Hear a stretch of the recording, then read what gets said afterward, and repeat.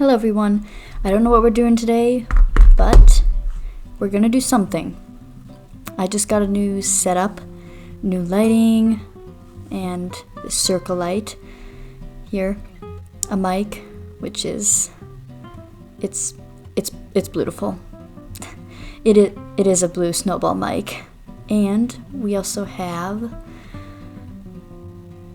a webcam, so I can get a wider range, better quality hopefully, and I can watch the video all from my computer without having to look or stand up above and look at it from there.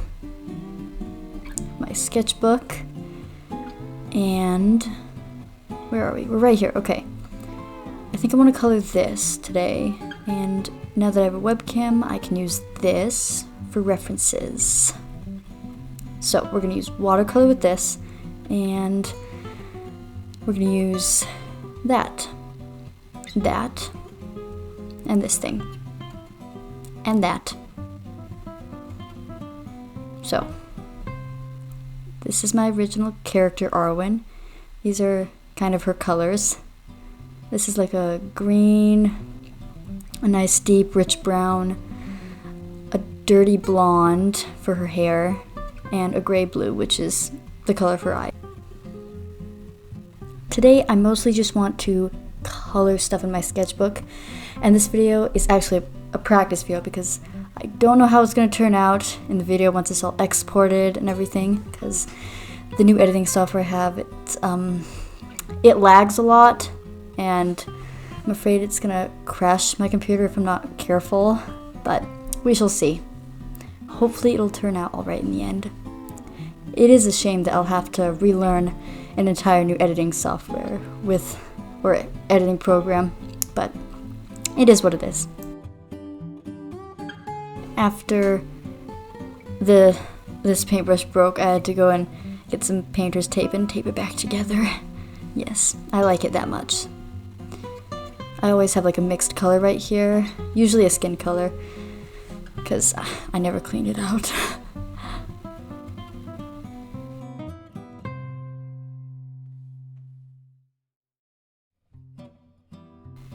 The sketchbook I'm using right here is the ELO sketchbook. It isn't a watercolor sketchbook, but it works great for watercolor. The company actually just came out with a watercolor sketchbook, which I haven't yet purchased, but I do want to get it eventually. I don't see any more skin I have to do, but I'm gonna add some pink to this. Pink skin's nice. We're gonna do a little purple here on the skin, because skin looks good with purple. Gonna turn this into a dirty blonde.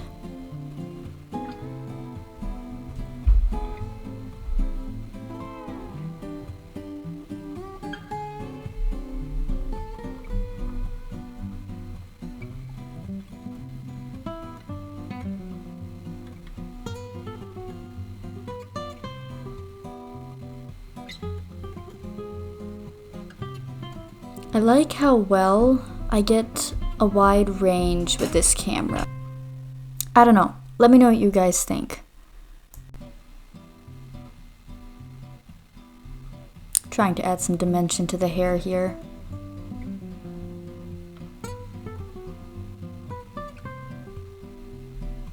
Dirty blonde can be a little tricky.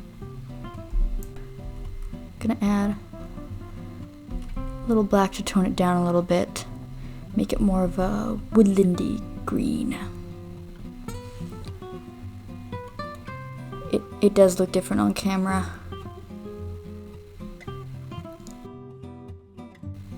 This is how I do wrinkles, folds in clothing. It's all about the shape. I block out shapes and then start adding more dimension and shading afterwards.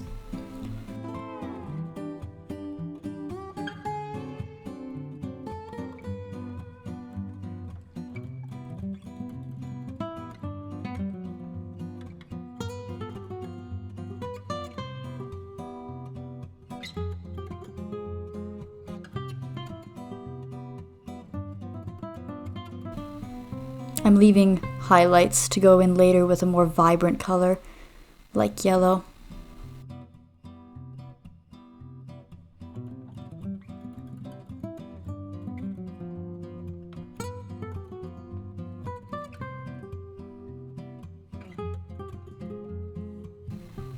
I've always been pretty dark with my shadows. I'm gonna use this blue to shade. I think it will add to the vibrancy of the piece.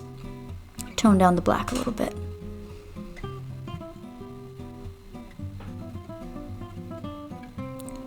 There. Now, we're gonna do her pants. Now what should I paint them? I don't even know what color to do them.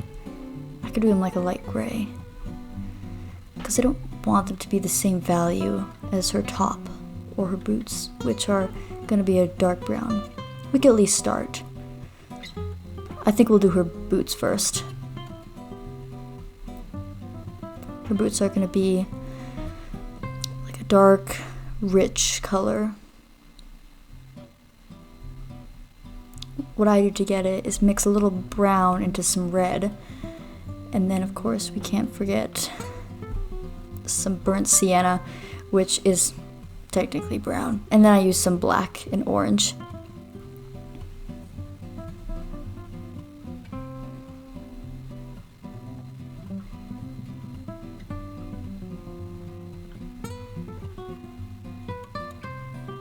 And she does wear bracers, but this time she's wearing like half glove, half bracers, kind of something like that, if that makes sense. Leather gloves. I started writing her book years ago when I was 13, and it was for school. And I never finished it, but I still know her story and what it's all about, front to back. I just need to write it. This picture with her in this outfit is towards the middle of the book, but I still like the outfit anyway. I mostly draw her in this one, which is her original outfit that I designed her. And this is how I color sketches in my sketchbook usually.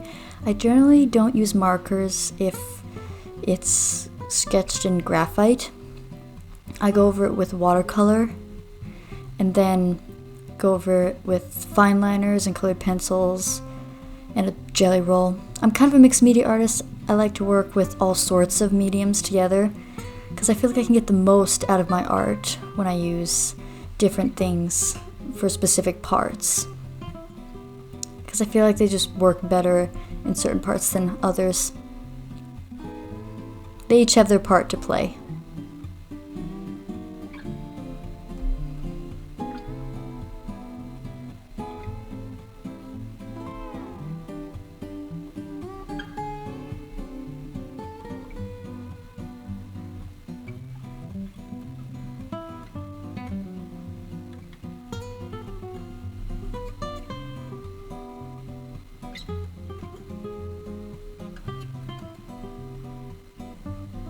I tend to avoid using black as line art or for shading because it kind of takes away from the vibrancy. But then I'll go in with another color and use it with the black, and it just makes it just look like a darker version of the color I mixed with the black, like blue right here. Going in with that, shading the green with it. And I'm going to use a green to shade out from that into the highlights on the shirt, which are going to be a vibrant yellow. I think we're going to go with gray pants, like a light gray. And then we're going to make him look dirty, because where she is a very dirty, muddy place. And she's fighting a giant creature. It's not in the picture, but it's in the book. She's fighting a giant millipede. I got that from my brother. He likes stuff like that. And since gray is a colorless color, we're gonna go in with this blue just to lighten it up a bit. Because white or gray actually has more than just gray in it. There we go. And I'll shade some more with this color. Yeah, she's in a very green place, so shadows are gonna look a little more green or blue, and highlights might look a little more gold or yellow. Alright, I'm gonna go in with this yellow here. I'm gonna put this, use it as highlights on the bracers, highlights of her hair.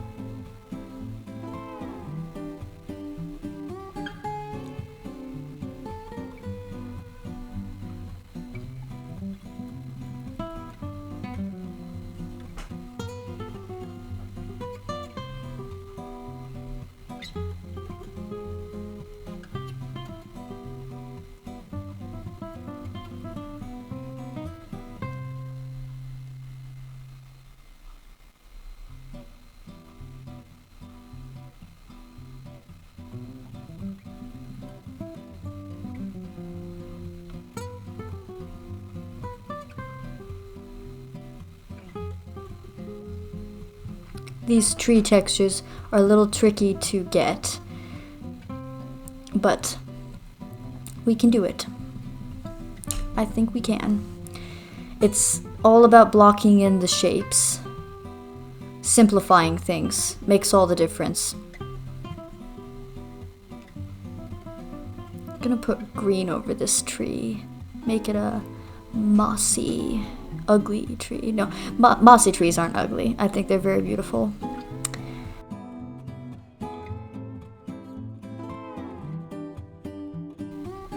We'll make this sketch stand out a little more and just go up against it with this color. Use it as a border.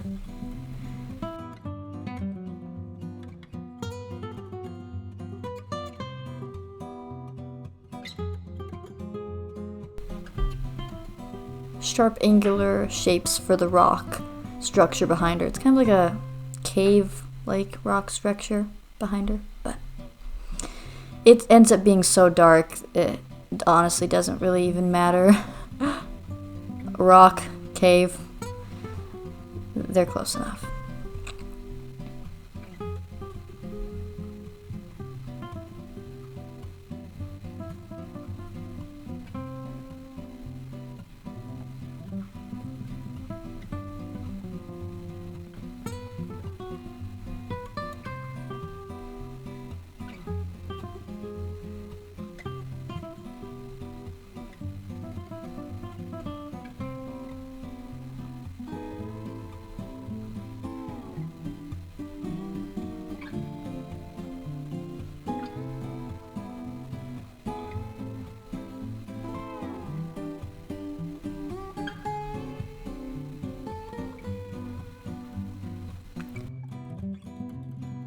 This rock looks a little confusing, but oh well.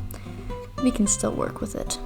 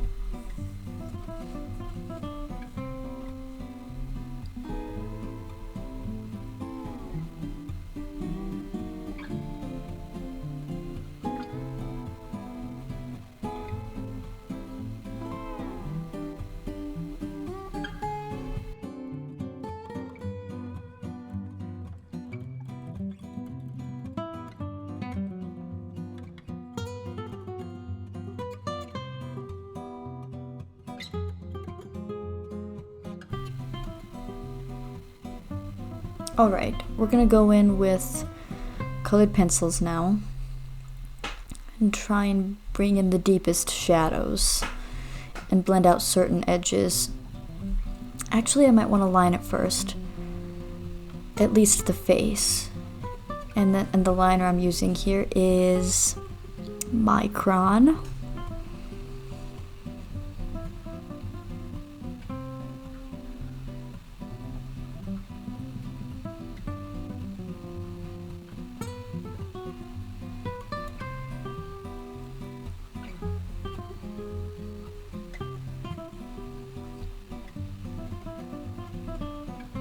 I prefer using a very, very tiny tip for lining faces, little details like that.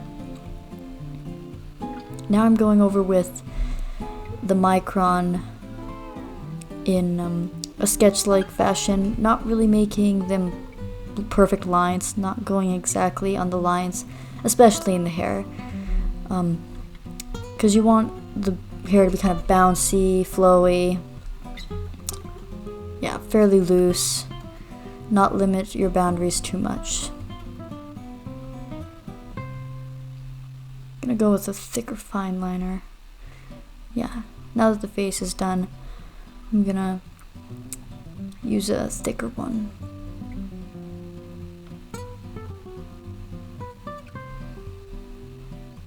Mostly only using this where I feel like it could use some definition.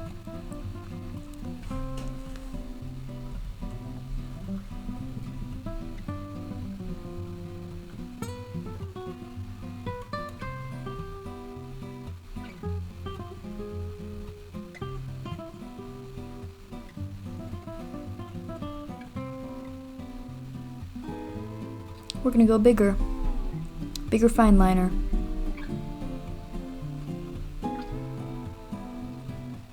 This one looks nice.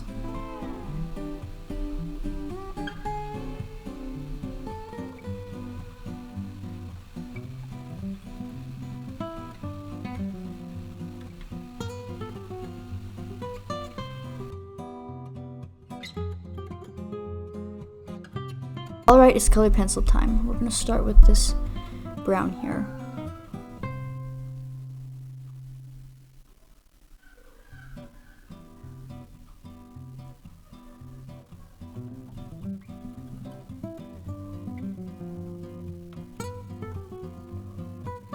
We'll even contour her face a little here.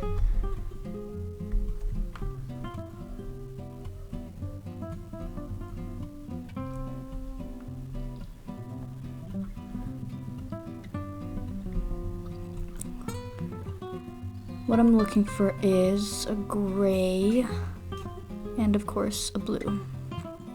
She's gotta have blue eyes, guys. No, her eyes are gray blue.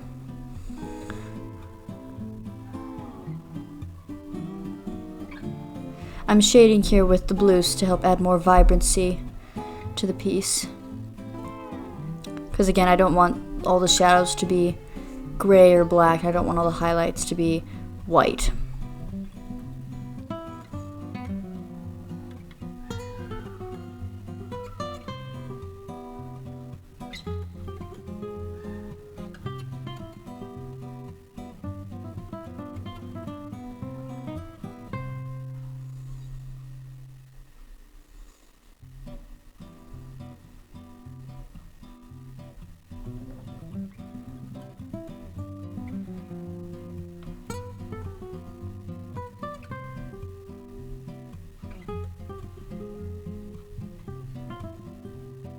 Alright, it's jelly roll time. I'm gonna use this to highlight certain areas on her. Her face. Places that the sunlight is hitting.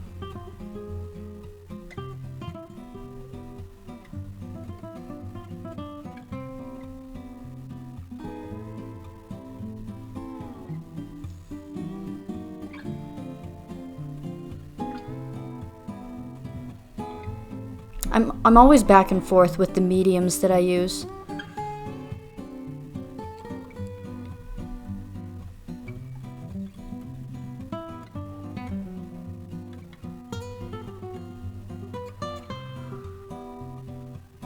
hopefully darkening the background here some more will help her profile to stand out better.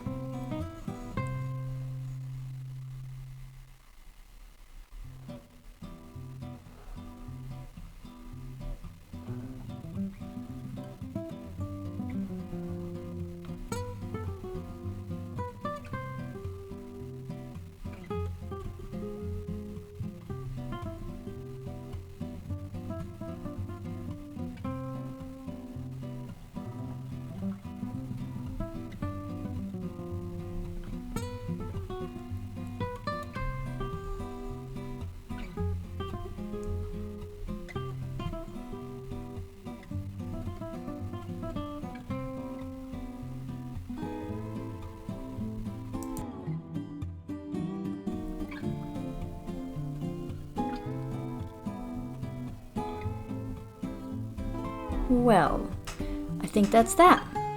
I think it's finished. I think that's all I have to do except for signing my name. There we go. It's finished. I really like the way it turned out. I'm gonna try and post it to Instagram, and I'll try and have that linked below. So I want to thank you guys so much for watching, and I hope to see you all in my next video. Bye!